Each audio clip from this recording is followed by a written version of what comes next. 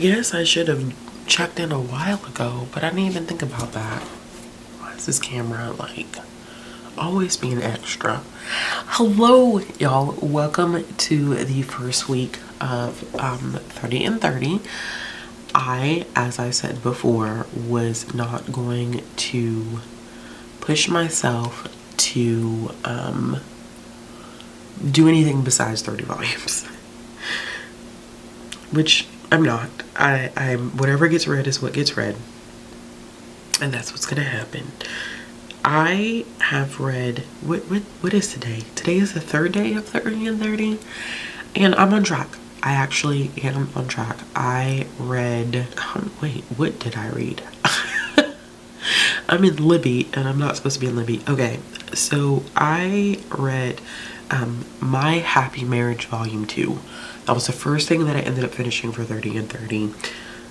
I can't really say anything about it because it's volume 2, but I ended up giving volume 2 5 stars because Koji, what in the world, sir? The premise of the story, I guess I should give you the premise of the story just in case you've never read My Happy Marriage.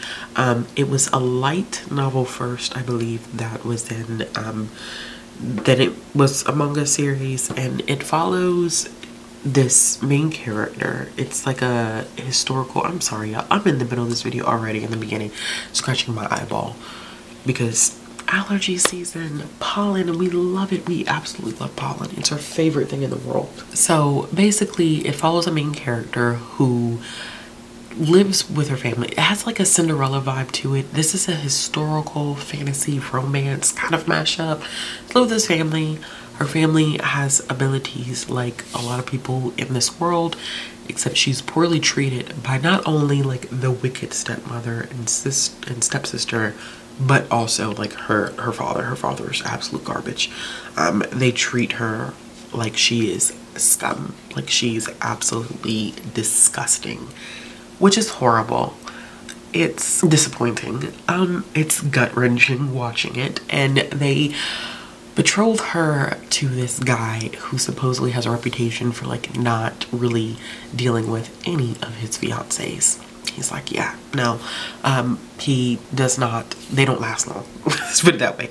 And so that is their hope, is that if they pass her along and he dumps her, then it'll be the end of all of the foolery. Well, things do change a little bit. Things change up, and they end up building a companionship. I'm gonna say that. That's where it starts, and then the story kind of builds from there. Her stepsister is, honestly, I was ready to throw hands with the stepsister. I'm not gonna even lie to you. I was like, let me look at the clock, see how far I'm in. Can I crochet it? I was about to F-U-C-K that B-I-T-C-H up. If it was me, I would have thrown hands, because her sister is absolute, complete, and total disgusting trash. Complete and total disgusting trash. So I did read that. And then I ended up reading another one where I was like, yo, what is up with these characters? I read a manhwa, and it was the Remarried Empress Volume 1. Instantaneously put myself on hold for Volume 2 because, girl, what? It is a mess. It is a hot daggone mess. It is a hot mess. You have this empress who was betrothed to the emperor since they were little kids. They got along really, really great. They essentially grew up together. Well, we get to a certain point, and this is at the very beginning, like literally the very beginning. He basically asked her for a divorce, and you flash back to learning why he asked for a divorce, and what led up to it, and a mistress is involved, and it's like he's so cruel to her because she's very inexperienced in romance, relationships, love, because they've been betrothed since they were kids. And as an empress, it's not like she can just go out and find her a side piece, because this is what they not gonna allow her to do that. Like, why would they allow her to go out and find a side piece like that? So basically, you figure out how him and Mistress met, and like the role that she ends up playing and why he makes the moves that he makes. So it was good. It was a 4-star read. I automatically, like I said, I put volume 2 on hold. I also started reading Villains Are Destined to Die volume 6, which is another manual that I've been reading, but I need to pause that. Apparently I don't even have it down here. I don't know where it is. I think it actually might be upstairs. I feel like a lot of the manga that I currently have checked out is upstairs because I don't see it anywhere. Anyway, I have to return Candy and Cigarettes volume 2 to the library. I've had it checked out for forever and I need to take it back.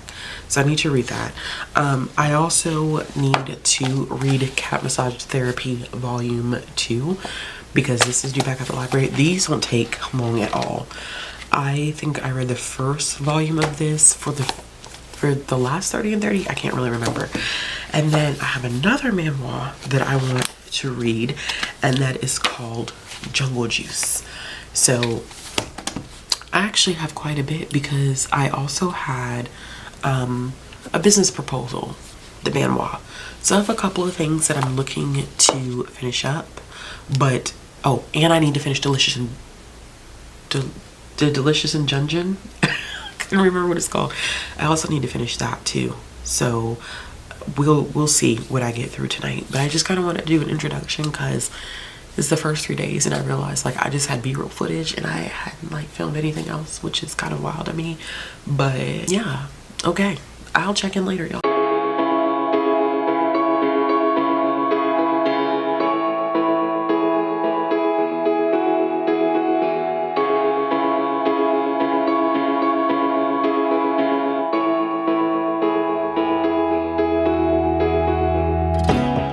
Guess who's at home sick? I sound horrible and I feel just like I sound. It's been like an up and down thing. I'm not sure like what caused it. I thought it was allergies, but I don't know like if I caught a cold on top of my allergies, but it's been kicking my behind for like the past week or so. I am super behind on 30 and 30. I read Cat Massage Therapy volume 2, which I ended up giving 4 stars. It's a very low-key vibes type of manga series that literally focuses on cats in a massage parlor. And it's very like written in vignettes, which I think is pretty cool.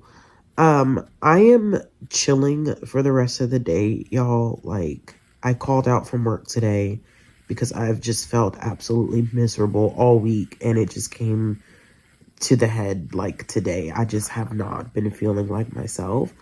And so I'm about to go sit in the tub and hopefully let the steam. I could do a shower, but like even my body feels kind of weak. So I'm going to play catch up today, essentially. I have 3 volumes read. Today is technically the 12th, I think. Do I have my math correctly? Yeah, today is the 12th. So I'm technically 9 volumes behind. Because I'm homesick from work, I really just want to watch Real Housewives of New York. But I may take a little bit of time and see if I can at least catch up and get some volumes read. I literally just have not been, I haven't been doing well, at all. And so, and I also think I've been under a lot of stress, and I don't think that stress has really helped me, at all. But I'm hoping that this weekend, with me kind of chilling out, and I was going to work my part-time job this weekend, and I may still try to get in a couple of hours, but for the most part, I think I'm just going to chill and make sure that, you know, everything is good.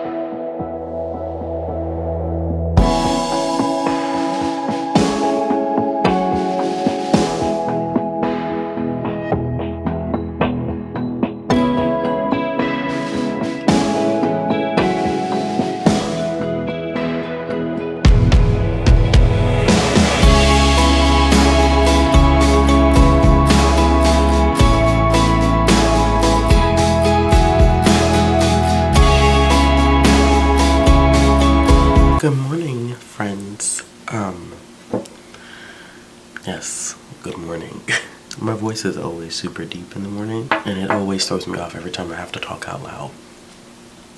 Because I feel like I have like a very white voice in the morning because my voice is so deep. Oh goodness gracious. I used to not like this. I used to like hate that my voice was so deep. It used to bother me so much.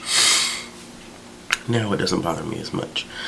But I wanted to sit down and actually film a clip because I haven't really filmed a clip on this camera. And also give you an update on the fact that while I am still behind, I am not as far behind as I was before. Okay. So first thing I ended up finishing was Delicious Injunction. Good morning. Good morning. How are you? You're up early. Alright, so the first thing I ended up finishing was Delicious in Dungeon Volume 1. I had been meaning to read this series for a very, very long time, and unfortunately I had never gotten the opportunity to really get to it. Now, I was hesitant about reading this one in particular once I figured out what it was about. So this one had come highly recommended to me from quite a few people, especially because I'm a big like foodie manga type of person. And this one focuses on food to a certain degree, although I didn't realize that the food that they were talking about was monsters. So it does focus on a main character who's a part of this guild. And they go, the way that the world is structured is like they have a world above ground and a world that is massively like below ground. And so they go below ground and they confront this dragon, and a member of his guild ends up getting, his sister if I'm not mistaken, ends up getting eaten by the dragon. So he wants to go back and attempt to rescue her before she's completely like digested by the dragon. And they have lost pretty much all their money. They've lost some members of the guild.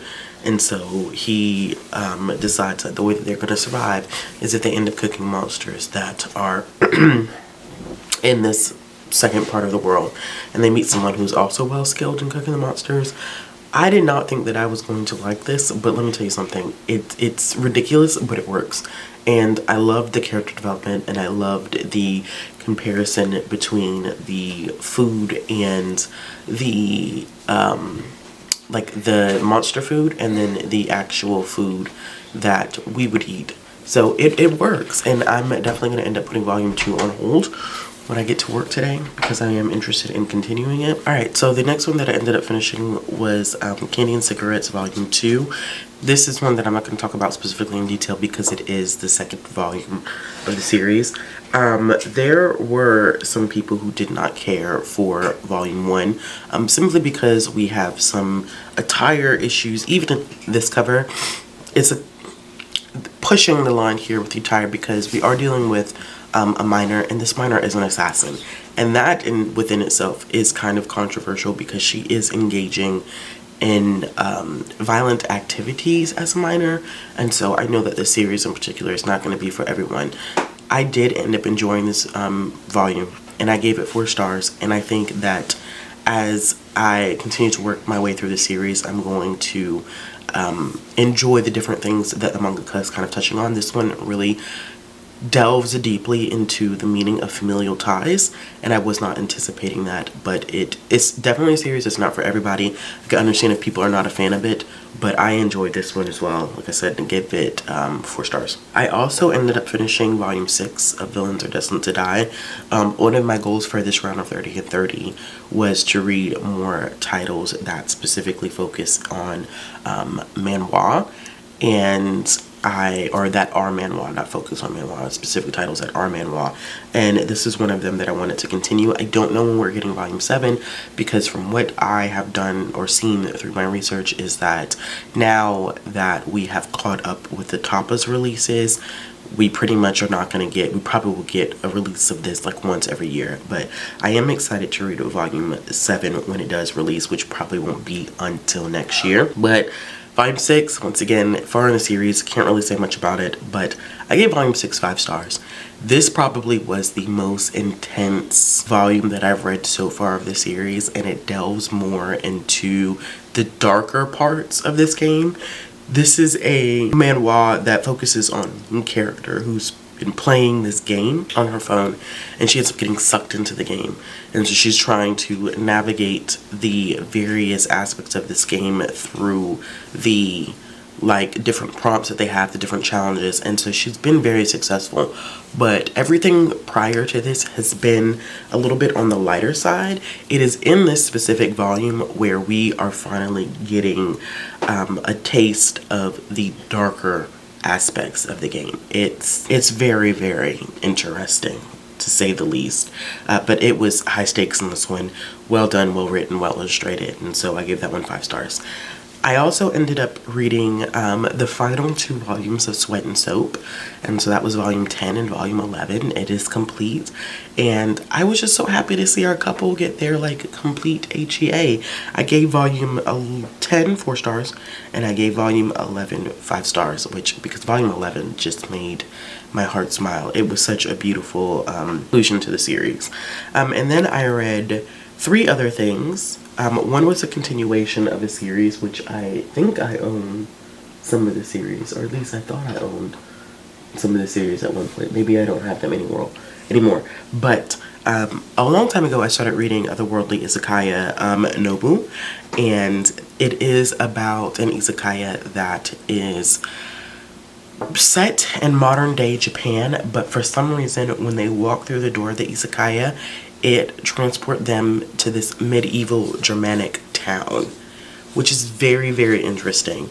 So not only are they in a completely different area, but they are also transported to a completely different time period, which does end up inevitably causing some conflict because of how they present certain things. But it's really much about the cross-cultural experiences that happen because of the food that's served at the izakaya. And I really enjoyed volume 3, which is a volume that I read, because this is the volume where I feel like the story becomes more cohesive. It's not that I didn't enjoy volume 1 and 2. I really enjoyed volume 1 and 2, but I do think that the story wasn't as cohesive as it is now. We are definitely starting to see some major plot threads come together, and there was definitely more conflict in this one than there had been in the past 2 volumes. So I gave that one 4 stars. And then I read Tokyo Terra Rebook Girls Volume 1, which is one that I had been meaning to read for a while. And this was, I came across this when I was looking for more josei titles to check out, and this was one that had been recommended, and I finally read it because of the whole transfer of Kodansha being added to Hoopla, and so that's why I was able to read Otherworldly Isiah Nobu as well. Tokyo Terra Reba Girls is very interesting and not exactly my favorite per se. It focuses on a group of 30-something-year-old women who are not married, and they took time to have fun, focus on their careers, and then they realized like, oh wow, we're not married. And at first they don't care, but then they realize in terms of dating, it's kind of hard to step your foot back into the dating pool when you've been out of it for so long, and especially when men your own age are looking for women who are specifically younger. And I definitely can relate to that. I'm about to be 33. The main character is 33, and I've never been married. But I am not one that is particularly interested in that per se. It's not top of my priority list, but I could relate to kind of the emotions that were expressed throughout the course of the manga. However, these women complain so much and do absolutely nothing about it, and so it gets kind of cyclical, repetitive at times, and it gets annoying and frustrating, and I wasn't a huge fan of that aspect of this particular volume.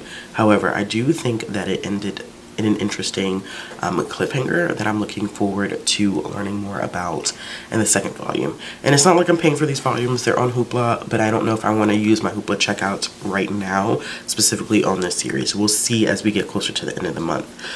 And then the last one that I ended up reading was a KU title, which is Say I Love You Volume 1. And I've been meaning to check this series out forever because I think the entire series, or at least a good portion of the series, is available on KU. It was an interesting title. I did end up giving it 4 stars. Oh, I gave Tokyo, I always mess up, Terabia Girls, 3 stars. But this is a classic, like, girl gets bullied but falls for the popular guy who rescues her. Like, that's that classic trope, and typically I'm not a fan of that, which is why I struggled with what is Honey Lemon Soda. I struggled with that one so much as an intro because of the bullying and that trope, and I was like, I'm not a huge fan of that. But it was a lighter, pleasant read. So we have two main characters. She pretty much has been bullied for an extremely long time, and she's over it. Like, she's pretty much like, okay, well, because I get bullied and no matter what I try to do, like, people are not gonna like me. I'm just not gonna have any friends. And so she hasn't had any friends. She's 16, she's never had any friends.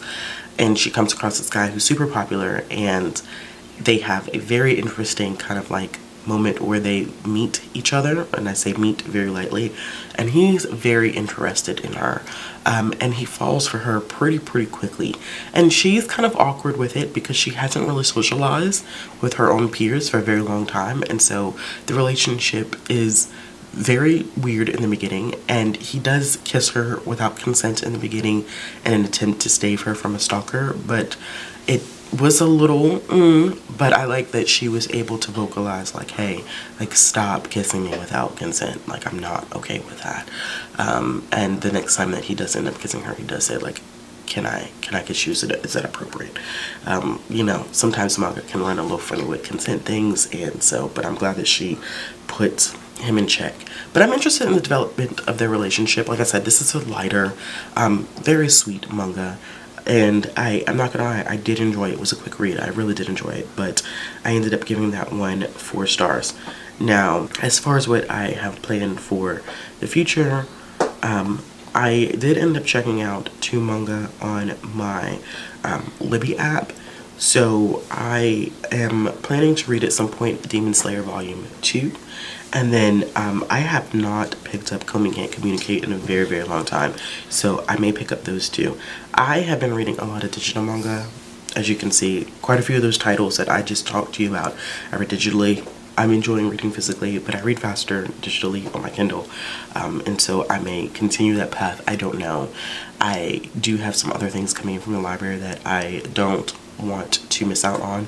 Like, I know that my hold for A Sign of Affection just came in, so I probably will be reading that, but we'll see how much I get done in between, like, today being Monday and then Tuesday, and then I'm hoping that I can get this first part of the vlog up on Wednesday, and we'll see how it goes. But yes, deep voice, good morning, and I will check in with y'all sometime later. All right, y'all, so this is the final check-in for this vlog. Unfortunately, I did not successfully complete 30 and 30. I think maybe I did 15 or 16 volumes, which this is my first time not completing 30 and 30. However, considering the circumstances and what I have going on, I'm surprised that I was even able to get that far. Since I did the last update, the only thing that changed was that I read volumes 2 through 7 of Say I Love You, which is a really good series. I am enjoying it. I've given volumes 2, 3, 4, 5, 6, and 7 all 4 stars, and it is a series that I will complete on my own time. I'm hoping to do better when we do 30 and 30 in the fall. I may do kind of like my own miniature kind of vlog of reading manga throughout the month. It depends on how I feel. I'm not going to make any promises right now, but this was an interesting journey. I did get to try out some new series. I did get to continue some series, and I definitely feel like Say I Love You is probably one of my biggest highlights as well. Let's see, what else was a good surprise for me? Delicious in Dungeon was a good surprise for me, and I was able to finish the series, which I don't really get to say that often, so I'm happy that I was able to say that. I want to know if y'all participated in 30/30, and if you did, like, what did you pick up? And as always, if you like this video, give it a thumbs up, and if you want to see more content from me, click the subscribe button and hit the bell for notifications, and I will be back with another video soon.